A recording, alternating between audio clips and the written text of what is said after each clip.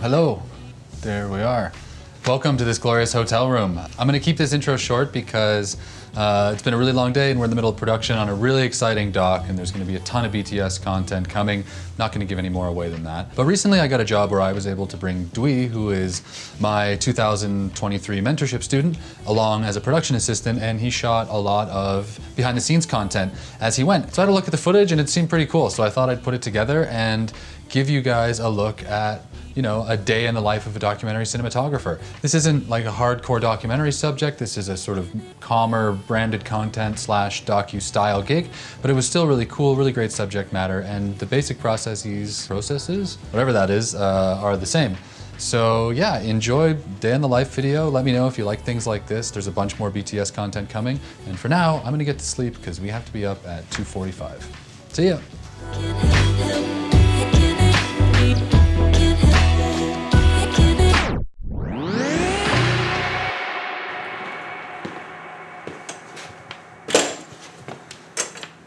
This cart was like one of those things where as I was buying it, I was like, are you a loser for buying this? And then I use it all the time. And then big green.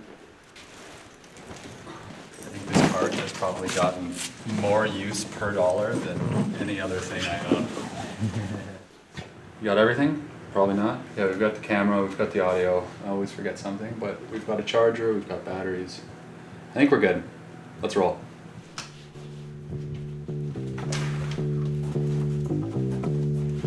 Welcome to the world's slowest and creepiest elevator.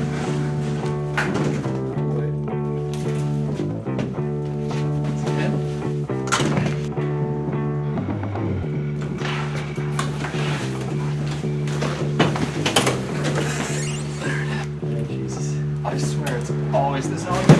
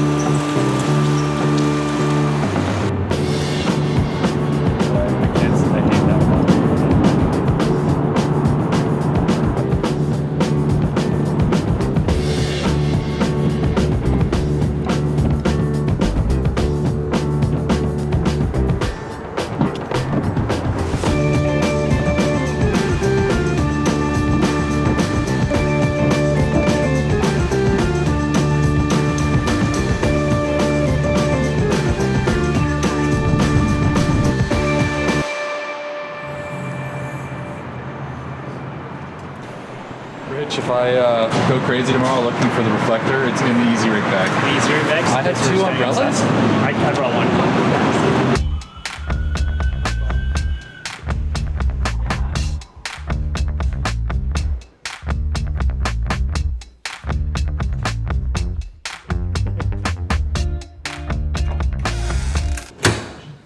All right, so we made it, not too far of a drive. We're finally here in Victoria. The very first thing we gotta do is get the camera built because it's a super early call time tomorrow and we don't want there to be any surprises. So we're gonna get the camera out of the bag, set everything up and test it, and then we'll run through really quick what's in all the rest of this stuff. Oh boy.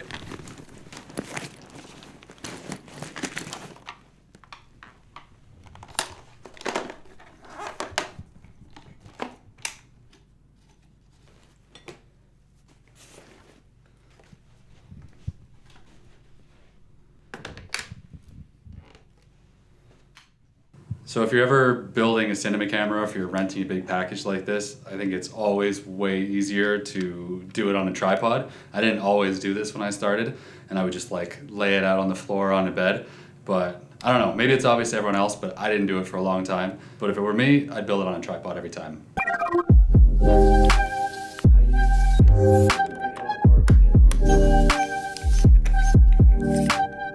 Alright,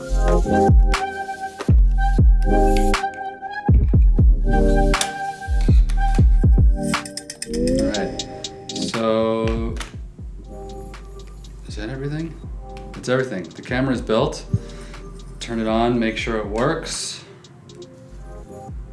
Seems to be working. So I always wheel this huge cart of bags around, and I think people always want to know, like people love gear. I love gear, I'm a huge gear nerd. So generally I bring all the same stuff on a shoot. It's not a ton, but it's also a fair bit. So really quickly, I'll go through the different bags I have. And this is a pretty normal shoot for me. So it should give you a good idea of what I would do on a smallish production. I've also been on a lot of really big shoots where we've flown with like 75 Pelican cases, but that's not what we're doing here. Quite a small production, just a 3-person team, and this is what I would bring. So the first thing is this old Manfrotto bag. It's not a good bag, don't buy one of these, but it was one of the first camera bags I ever bought. And I just use it to transport the actual cinema rig itself. So I'll break down the camera and everything that goes into running the camera, from the handle to the microphone to the body itself and the extension handles, everything that you need to actually go out and shoot, I'll have in this bag. So the camera's actually already out of the bag and built, so there's not really too much to see in here. So yeah, I'll just get this out of the way and then move on to the next bag. This guy, this is an f-stop Tilopa. I always want to say tilapia like the fish, but I'm pretty sure it's Tilopa. I feel like it's got the best balance between holding quite a bit of stuff, everything that I would normally need as a one-man shooter. I can put a drone in the top, it can hold all my lenses and batteries, and it's also extremely comfortable as a hiking backpack. So I've climbed mountains on this, I've used it to shoot 2 different seasons of Alone, the survival show. In here is what I would consider like my shooting backpack. So this is all the stuff that I'm gonna go to regularly over the course of the day. So in here I've got extra V-mount batteries. This is a pretty straightforward shoot, so we don't need any long lenses. So I just have this 50-135, which is the partner to the 18-55 Fuji-9 that's on the camera already. I can pretty much do any shoot with just these 2 lenses. I mean, they cover everything from 18 to 135. So having the manual f-stops and the really smooth cinema gears, they're just great to use. Because we're doing some interviews tomorrow as well, there's also a big set of primes, or a full set of primes I should say. I've got a 24, 35, a 50, and an 85. Shooting on primes is a great look. Generally, unless I'm really in control of the situation and I really can control the action, I'll try and do it on zooms, especially since there's only one camera here. Like as a solo operator, if I miss the shot, there's no second angle to catch it. So primes are great and I love the look, but it's also a risk. You can miss something, and since this is a job for other people, I'd rather give up those extra stops of light just to make sure that I can cover a much quicker range, or a much bigger range faster. Other than that, I have this giant battery made by OmniCharge. I think this is the Ultimate Plus. This one is too big to fly with, but we drove here, so it's perfect. You can recharge a couple of V-mounts, you can recharge a computer a few times, it can power 4 drone batteries. I don't know, it charges a bunch of stuff, and it's pretty small, it fits in this backpack, so it's a great thing to have on standby. We got a card reader, and that's it. So that's the shooting bag. One thing you might have noticed there, in case it triggered any of your ADD, is that I'm terrible with lens caps. I just always lose them, and they're never on, so if that's triggering to you, I'm really sorry, but I'm a mess sometimes in that way. Let's move on to definitely the worst bag of them all to carry. There's no comfortable way to carry this. I call it the Widowmaker a lot of the time. It is just full of anything long and odd shaped. This is where the tripod comes in. I've got light stands. These things are the Matthews reverse stand, and these are, as far as I've found, the best sort of travel light stands out there, because they can hold, like these are strong enough to hold aperture 300D with a light box, but they fold down pretty small. So these are super useful. I've got 4 of them. Got some electrical stuff, extension cords. I've got a couple of 2-foot light tubes, which are pretty useful. We've also got this thing is really cool. Godox sent me this. This is a FL150R. This is a 1.5 meters wide LED panel. It's bicolor. And lastly, this is an audio boom pole for the sit-down interview with a longer XLR cable to connect to the back of the camera. and a shock mount. So once we actually film the interview tomorrow and you'll see how we set it up, you'll notice that I'll use this boom pole to get the shotgun mic as close as I can to the person's face. So what else? Last thing in here are these road rags. These are basically like travel flags. There's some silks, there's cutters, and there's a hard black piece of duvetine and 2 scrims as well. In here there are 5, I think, 2 foot by 3 foot light modifiers, and they fold down in this tiny package, so super useful to have. All right, so that's it for this horrible green duffel bag. This is always the worst bag of everything here to carry. It's the hardest one to pack. It is so terrible, but I desperately need it, so it comes on every shoot with me as well.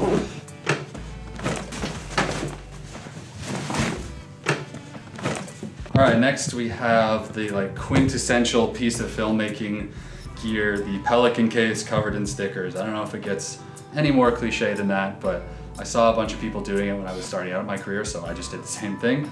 Now I've got a Pelican case covered in stickers. In here is where I keep a lot of miscellaneous stuff, but a lot of grip related things, but also some fragile things. If I had a Ronin or like a drone that needed to be packed into a plane, I'd probably put it in here. So next thing in here is this disaster of a bag. This is sort of my all-in-one grip equipment. So there's like A-clamps and Mayfer clamps, all sorts of grip stuff. So magic arms, whatever you might need to attach something to something else or hang something off of something, it all sort of goes into this little bag. Next is this giant roll of tape, all different sizes, gaffer tape, 2-inch and 1-inch, and super importantly, paper tape as well. People love gaff tape and it's really synonymous with the film industry, but if you put gaffer tape on a wall or something fragile, it will destroy it. So don't put gaffer tape on sensitive things, use paper tape instead. This is just a giant translucent shower curtain from Amazon. I think it cost $9 or something. I've had it for 6 years. I've talked about shower curtains on this channel a bunch of times, but just a giant piece of diffusion. You can hang this in front of a light, you can tape it over a window to make it a softer source. It's really cheap, impossible to damage, and totally worth bringing along. And then last thing is probably the nerdiest thing that I own, but one of the things that I love the most is this collapsible stool. If you ever tried to do interview setups in the middle of nowhere, you know how hard it can be to find chairs, and when you can just whip out a stool in the middle of the desert or the jungle, you look kind of like a boss and also a huge dork, but I'll let you decide which one it is. Okay, that's it for grip. Almost through it all. This is, I forget what model. It is a Think Tank roller bag of some sort. Think Tank bags are really big in the photo community. They are really well built, super expensive and probably overpriced, but they are incredible build quality, and I absolutely love this thing. I use this suitcase more like an admin bag, I guess. It holds a lot of odds and ends really that are a little bit too delicate to go into the Pelican. So things like the matte box, some square filters for the matte box, some ND, extra ND if I need it, extra XLR cable. I've got my AC pouch, which has, I made an entire separate video on that. If you want to go, I'll ask the editor to link it somewhere up there. Battery charger for the V-mounts, magic arms. These things are super cool. Also in the top, card reader, extra XLR cable, extra SDI cable, redundancies of everything. So if your audio cables go out or your video feed, your SDI cable dies, always got to have a backup, because you can tell the client or the editor or whoever you're working for all the excuses in the world why something didn't work, but they don't care. They weren't here. They're not going to see the stress you were going through. All they're going to know is that you didn't give them what they asked for. So save yourself a bunch of heartache down the road and get backups of all those fundamental cables that you need to keep the camera going. That's pretty much all of the bags full of stuff. The last things on the cart are this easy rig If you don't know what an easy rig is, it's basically one of those vests you've probably seen on TV with the big arm coming and the camera hangs out in front of you. You'll probably see me using it tomorrow. A lot of misconceptions. People think this thing is for stabilizing footage, like it's a gimbal or something. It's not at all. Actually, if you don't use it well, the easy rig can be way worse than just hand holding the camera. The main point of the easy rig is to save the camera person's back and shoulders, so it distributes all the weight. And then the last things on the card are this bigger light stand that didn't fit anywhere else. This is where the key light goes. Even though I said the Matthew stands can hold the 300D, it's right on the edge, so since we're driving and I have access to a car, use the beefier stand just makes me feel a little bit safer.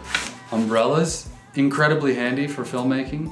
Soft box for the 300D. Then we've got two more lights. We've got the Aperture 300D, which is my key light for almost everything, and then the small rig 120D.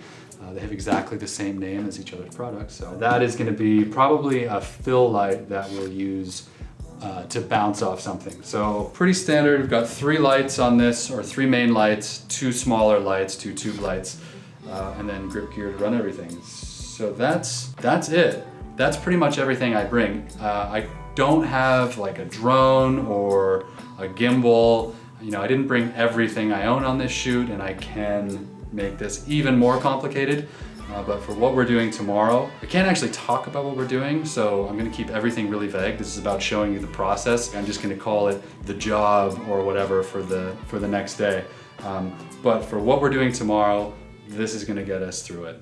Okay, so we've gone through all the gear. I'm here with Richard. This is the producer slash camera assistant slash general wizard for the day. We're just gonna quickly go over the schedule tomorrow and the shot list and make sure everyone's on the same page, because it's gonna be like a 6:30 a.m. start. So the more we can work out now, I think the happier we'll be in the morning when our brains aren't working. So we get in 8 a.m. arrival. We're getting there much earlier. But then there's like shots of the app, but I guess it's people These must be using the portraits. the app, so yeah.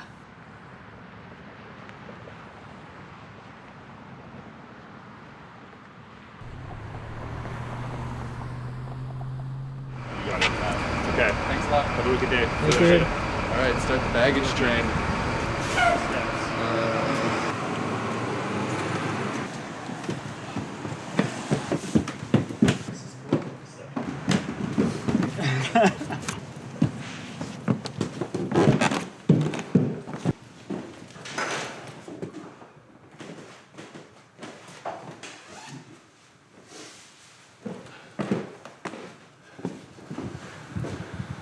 I'm guessing they don't want bedroom vibes.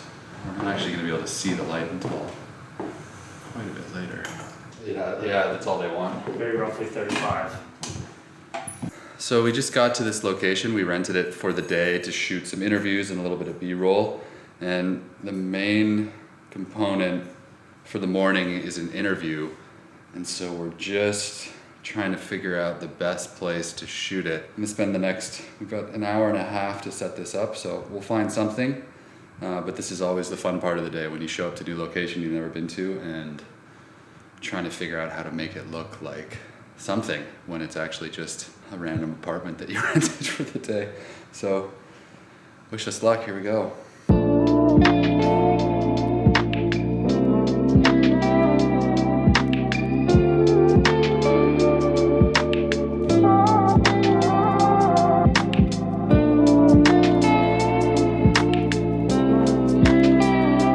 Setting up an Aperture 300D just as a key light. I'm gonna set it up as a very rough position here.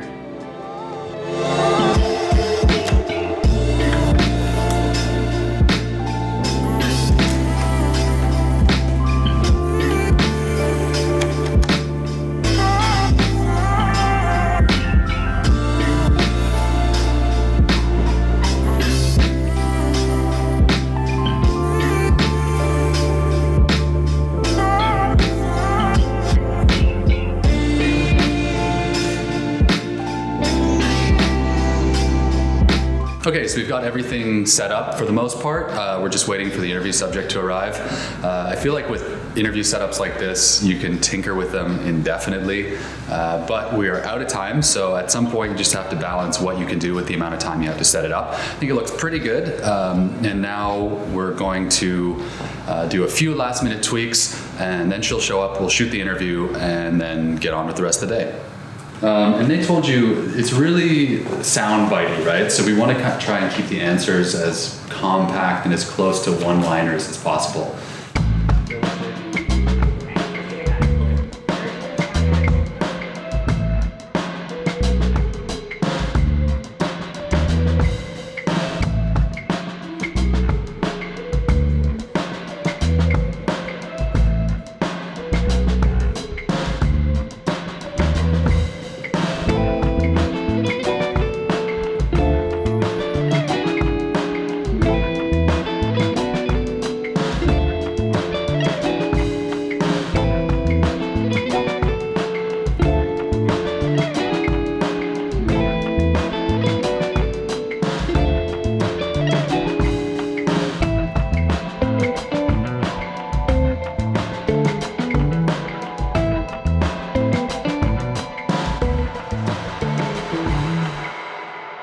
All right, so we just wrapped. It's been about 12 hours since we started. Everyone's pretty tired, so we just need to tear down this stuff as quickly as possible and make the last ferry off of Vancouver Island so we can get home and don't get stranded here for the night.